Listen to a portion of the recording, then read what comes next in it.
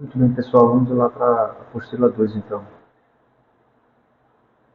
Abrir aqui, um minuto, tá, pessoal? Abrir aqui a apostila 2. Vamos lá. Então, a apostila 2 fala sobre métodos arqueológicos. Veja só, cada ciência tem seus métodos de pesquisa, tá? A metodologia científica, ela difere um pouco de um ramo para outro da ciência. Então, por exemplo, quando a gente estuda física, nós estudamos baseado em fatos que podem ser repetidos continuamente, por meio de experimentos científicos.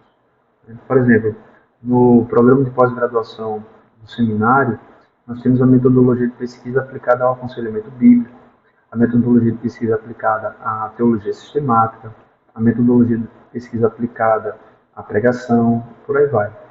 Certo? Então, a arqueologia, como uma ciência, ela também tem os seus métodos que são utilizados no estudo e na pesquisa arqueológica. Tá? A metodologia da pesquisa arqueológica, ou como nós vamos chamar daqui para frente, os métodos arqueológicos, constituem justamente um conjunto de técnicas que são empregadas para o que nós chamamos de prospecção, tá? Para escavação, para análise arqueológica. Em arqueologia, a metodologia empregada é particularmente importante, uma vez que comumente se trata de atividades invasivas, tá? Como a escavação, que, se não tiver um rigor metodológico, pode causar justamente a destruição do sítio arqueológico. Tá? A investigação e o estudo arqueológico incluem diversas etapas, tá? Que exigem um rigor metodológico constante. Então, vamos ver algumas etapas. Tá? Então, em primeiro lugar, a identificação do sítio arqueológico. Então, nessa etapa, vai ser realizada, primeiro, uma investigação, partindo do levantamento de informações orais com moradores ali da região, que vai ser o foco da pesquisa. Também pode ser feito algo semelhante, aqui em segundo lugar, a uma revisão bibliográfica, certo? Isso vai acontecer justamente devido à identificação do testemunho literário ou então epigráficos. E aí, em terceiro lugar, deve ser realizada uma fotografia aérea do terreno, para a gente perceber justamente construções, ou então diferenças na vegetação, ou então diferenças nas formações geográficas. Em segundo lugar, nós temos os trabalhos de campo, que são as escavações. Então, nesse momento, vão ser justamente organizados grupos de pesquisa, tá? É feita a instalação do acampamento logístico, são realizados serviços de balizamento e demarcação, né, obedecendo às coordenadas, né, norte e sul, e uma subdivisão em setores. Tá? Esses setores são áreas de 1 metro quadrado, um por um, certo? Codificados ali de modo alfanumérico. Então, para cada setor, vai trabalhar ali umas 2 pessoas, né, se aprofundando de 10 em 10 centímetros, tá, sempre acompanhado ali por um operário encarregado de remover os entulhos. Então, o instrumental utilizado nos trabalhos de escavação são bússola, trena, balizas, estacas, cordas, níveis, fios de prumo, tá, quadrantes, quadro negro ou lousa, certo? Algumas setas e algumas outras coisas. Em terceiro lugar, né, nós temos a limpeza mecânica. Então, essa é a etapa em que vai ser feita uma limpeza manual sobre o objeto, tá, dirigindo ali um instrumento. Isso pode ser um instrumento mecânico ou um instrumento elétrico. O instrumental utilizado para a limpeza mecânica pode ser, por exemplo, um bisturi, né, que são aquelas lâminas de bisturi, ou então lâminas em gancho, lâminas em formato de cunha, né, em formato de sabre. Pode ser também sondas, tá? Sondas em gancho, sondas retas, vários tipos. Podemos utilizar também agulhas, pinças, espátulas, pincéis, escovas, alicates, tá? Desde que sejam alicates de pequenas dimensões, tornos, tá? E vários outros materiais. Em quarto lugar, nós temos o tratamento cuidadoso dos artefatos. Então, veja só, todo material recolhido na escavação deve ser protocolado, examinado por todos os métodos conhecidos, e inclusive o restante do material não aproveitável deve tapar o local da escavação com uma confirmação de fotografia. Certo? Em quinto lugar, nós temos o trabalho em laboratório. Então, todo artefato que merece ser analisado com maior cuidado vai ser enviado ao laboratório, e todos os técnicos, né, como historiadores, biólogos, antropólogos, químicos, né, são convocados para trabalhar na análise do material que foi coletado. Após a pesquisa, então, é emitido um relatório minucioso com fotografias, diagramação, tá? Que a finalidade é justamente a composição de livros e artigos científicos. Então, veja só, podemos destacar aqui que, além dessas etapas, o método arqueológico se utiliza também da interdisciplinaridade, certo? Por exemplo, que a área de atuação aí de muitas disciplinas interligadas. Por exemplo, a arquitetura, a filologia, a mineralogia, a paleontologia, a geografia, além de artes, né, como pintura, desenho e escultura. Então, vamos dar uma olhadinha em algumas dessas disciplinas que complementam a arqueologia. Então, a arquitetura, por exemplo, é a ciência que mais contribui para o resgate da história, tá? E é justamente um dos meios pelo qual a arqueologia mais se baseia. A filologia é o estudo das línguas e da literatura como um instrumento de manifestações culturais. Então, os primeiros indícios da escrita apareceram em Canaã, no Egito e na Mesopotâmia, né, que está plenamente de acordo com as escrituras sagradas, e que indica a região do Crescente Fértil como lugar onde se originou a humanidade. Os antigos documentos eram registrados em vários materiais, por exemplo, em pedras, e barro, e existe justamente a ciência, que é a parte da arqueologia chamada epigrafia, que estuda as escritas de materiais pesados. Existe ainda hoje, veja só, existe ainda hoje alguns escritos em Canaã, enviados para o Egito, datados de uma época anterior a Abraão. Entretanto, são cartas que pesam alguns quilos, né? Mas o que se tinha para levar, ou melhor, o que se tinha para ler, dava na metade de uma folha de caderno. Tá? A escrita no barro seguia o processo de escrever em barro mole e depois era levado ao forno só para resfriar, né?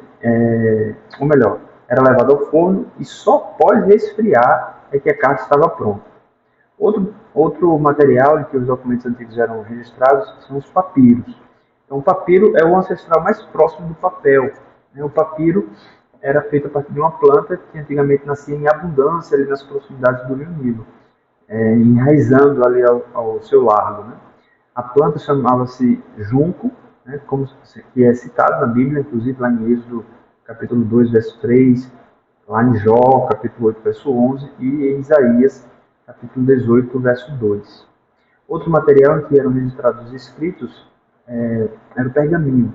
O pergaminho era feito de pele de ovelha ou cabrito, após ser retirada a pele do animal, né, e mergulhado em uma solução de cal para poder remover os pelos. E aí depois limpava-se com faca, tá? Lavava e depois era posto para secar. E posteriormente era estendida e polida. O pergaminho então foi introduzido no mundo da escrita devido à escassez de papiro. Aí a princípio ele vinha da cidade de Pérgamo e era chamado de char pergamené, char pergamené em latim, de onde se derivou o nome pergaminho. E aí, com o passar do tempo, os judeus passaram a usar o pergaminho para os manuscritos dos livros sagrados. Então, se alguém quiser ver algum manuscrito, basta ir em uma sinagoga, tá? E até os dias de hoje, os judeus fazem o Torá em pergaminho. Os pergaminhos também possuem uma capacidade de durabilidade bastante significativa. Né? Foram encontrados muitos desses em potes debaixo de escombros. Tá?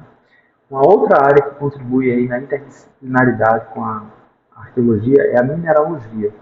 Tá? Também é usada aí como uma base para os trabalhos, justamente porque os minerais dos minerais que se produziam as ferramentas, brasões e as moedas cunhadas. Tá? E aí nós temos a numismática.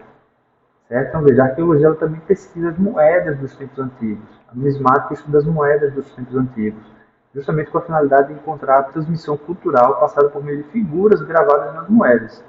Então, veja, é inegável que por uma moeda, né, que é um símbolo nacional, se conhece uma nação. Né?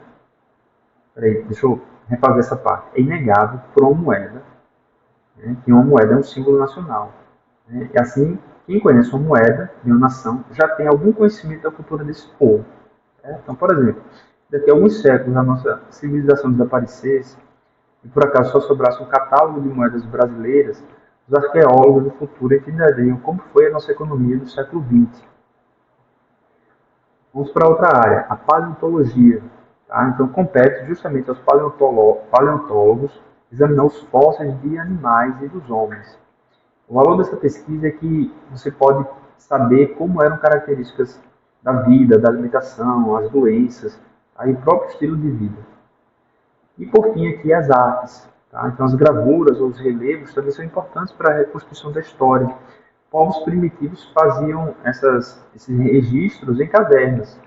Tá? Cada povo e cada época teve um estilo de escultura, de desenho, de pintura, que nos auxilia a conhecer melhor os fatos ocorridos na antiguidade. Ok? Veja só, vamos falar agora um pouquinho sobre os métodos de datação. Então, é um tema polêmico aí, tá? Existem vários métodos, cada um com uma série de características próprias, que permitem que um certo tipo de objeto seja datado. Eles também, esses métodos também se diferenciam pelo alcance temporal. Alguns servem para contar a passagem de algumas centenas de anos, outros, alegadamente, né, de bilhões de anos. Então aqui nós vamos falar de alguns dos mais importantes. Por exemplo, a dendrocronologia. Tá? Dendrocronologia. Do que se trata? Então é um método de datação que é feito pelos anéis das árvores. Tá? Então o material que é usado aí é justamente a madeira das árvores.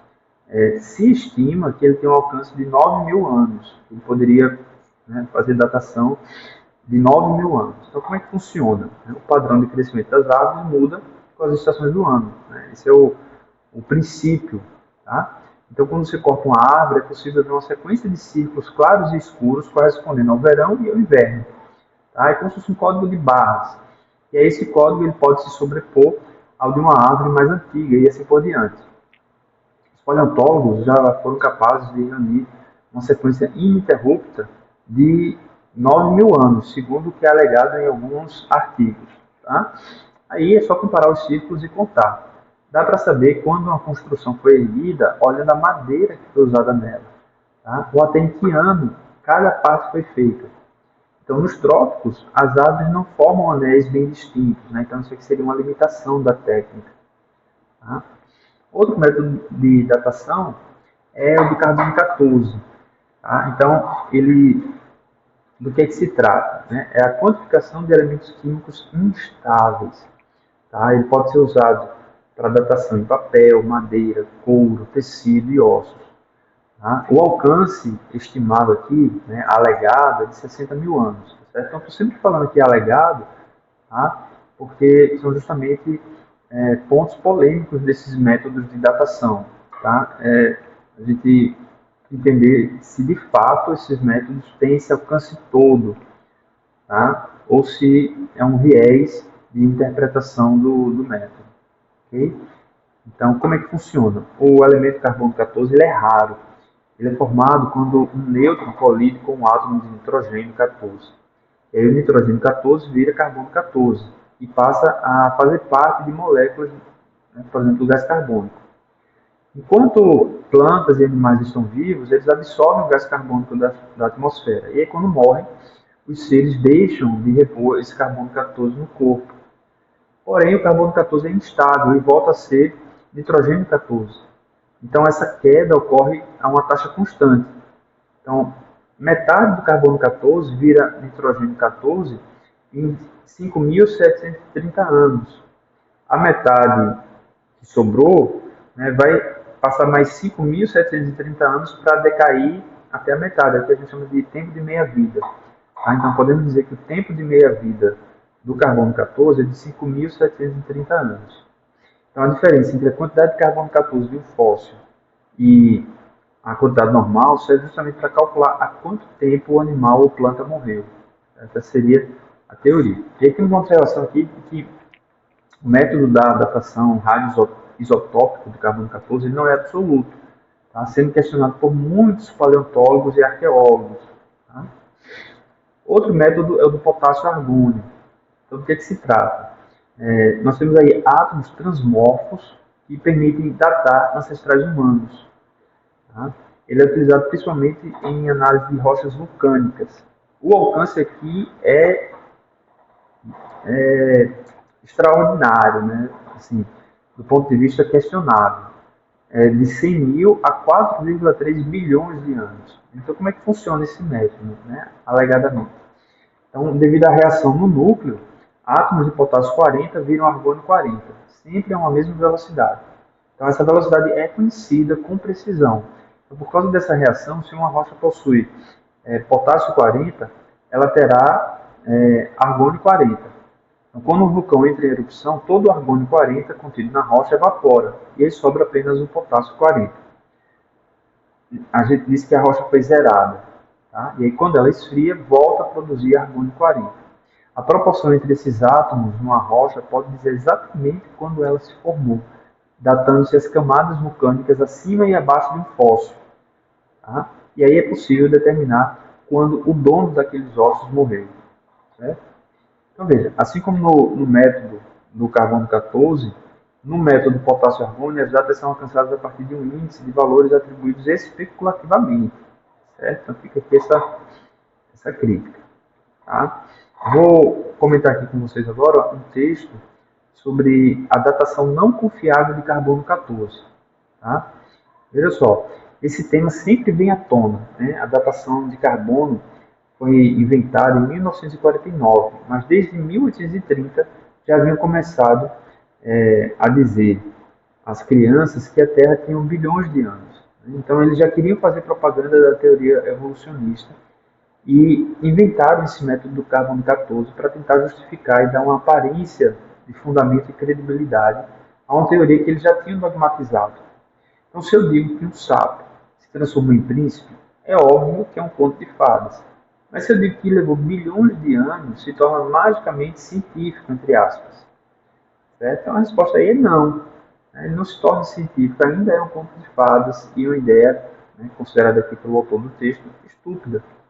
A historinha do carbono 14 começou com a coluna geológica. Eles dividiram as camadas do solo em cenozoico, mesozoico, paleozoico, arqueozoico, etc.